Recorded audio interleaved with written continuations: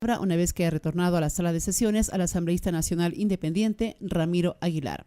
Se está cumpliendo el primer debate del proyecto de Código Orgánico General de Procesos. El Código Orgánico de Procesos, efectivamente, es probablemente uno de los trabajos legislativos más técnicos que pueda tener la Asamblea.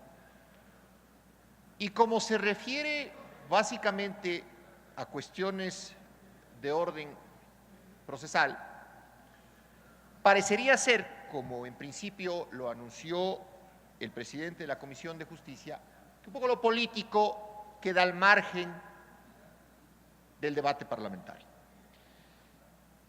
Yo quisiera empezar mi intervención, señora presidenta, sin duda agradeciendo a la Comisión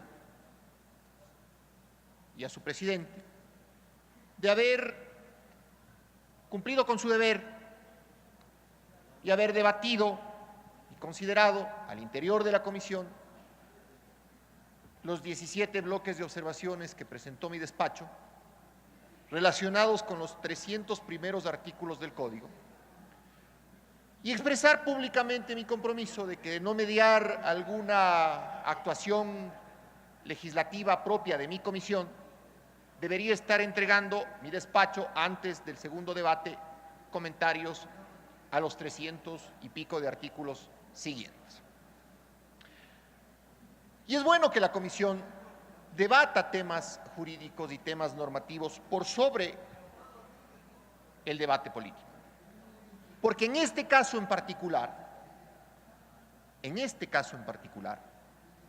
lo técnico se sobrepone a lo político. Pero no hay que olvidar que aquí se ha construido un discurso político ajeno a la realidad ecuatoriana. Se ha dicho dentro de lo político que el sistema judicial ecuatoriano va a cambiar completamente con la expedición del Código Orgánico General de Procesos. Y el asambleísta Torres, miembro de la comisión, ha dicho con total acierto que no es suficiente el cambio de la norma para poder decirle al país que la justicia va a cambiar. ¿Dónde está el problema de la justicia? El problema de la justicia, señores, no está en la estructura del proceso solamente,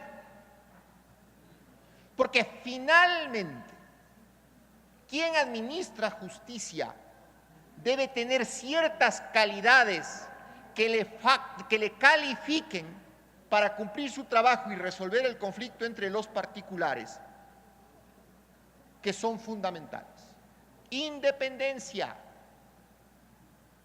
Una justicia que no es independiente o un juez que cumple órdenes no va a resolver jamás un juicio sin antes pedir permiso. Capacidad. Señores, es brutal la forma como en los distintos distritos judiciales del Ecuador los jueces son sustituidos por jueces ocasionales o temporales, de tal forma que el juez no llega a conocer su proceso. Y mucho me temo que estas famosas unidades judiciales, que son salas en donde están sentados los jueces provinciales, sentados literalmente en sillas, esperando que les llegue la ficha, y estoy hablando aquí metafóricamente, para poder salir a atender una audiencia o salir a atender una diligencia. No conoce el juez la integridad del proceso y entonces ese principio de inmediación del juez con la causa, que es principio constitucional, se rompe en la medida en la que se inmedia cualquier persona que ocupe el cargo de juez y no una persona que en el ejercicio de la judicatura conozca el caso. ¿Por qué ocurre esto? Porque en el Ecuador se confundió lo que es la administración y el gobierno de la función judicial. Se confundió, repito, la administración y el gobierno de la función judicial, que son competencia del Consejo de la Judicatura, con la capacidad de resolver los juicios que son competencia exclusiva de los jueces de primera instancia, de los jueces provinciales y de los jueces de la Corte Nacional, independientes unos respecto de los otros. Es decir, no puede un juez provincial ordenarle a un juez de primera instancia cómo resolver una causa, ni un juez nacional ordenarle a un juez provincial. Pero ocurre que en el Ecuador, lamentablemente, desde la Secretaría Jurídica de la Presidencia de la República, y eso es público, salen oficios instruyendo a jueces administrativos de cómo proceder en casos en donde el Estado es demandado. Y eso es verdad.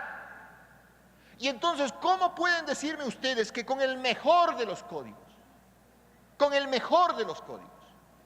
un juez que recibe instrucciones de un funcionario de segundo nivel de la Presidencia de la República puede tener las manos libres para resolver una causa? El tema de la corrupción. El tema de la corrupción es otro de los males endémicos de la justicia ecuatoriana. ¿Y por qué se produce la corrupción? Y les hago la reflexión muy corta.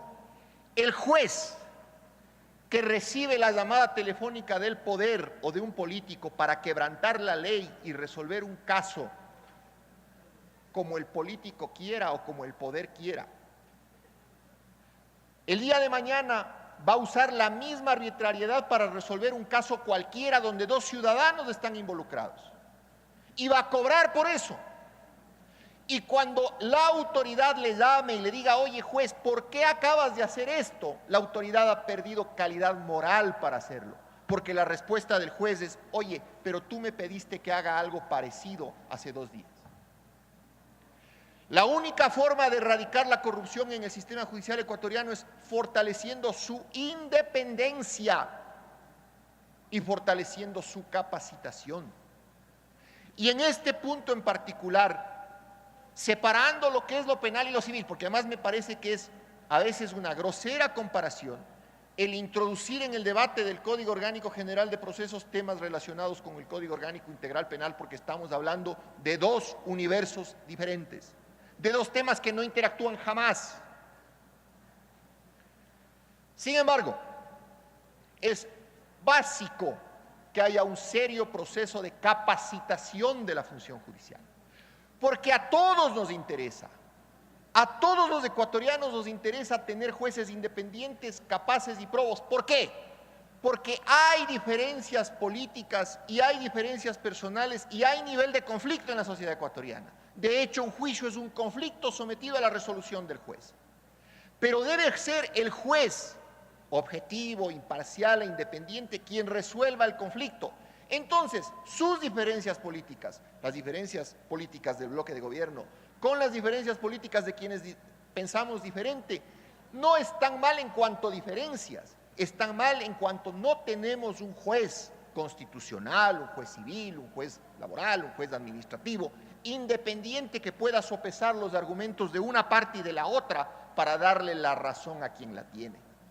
Esa es la realidad de la justicia ecuatoriana, señores miembros de la Asamblea. Realidad que no va a cambiar porque el código se vaya o se quede.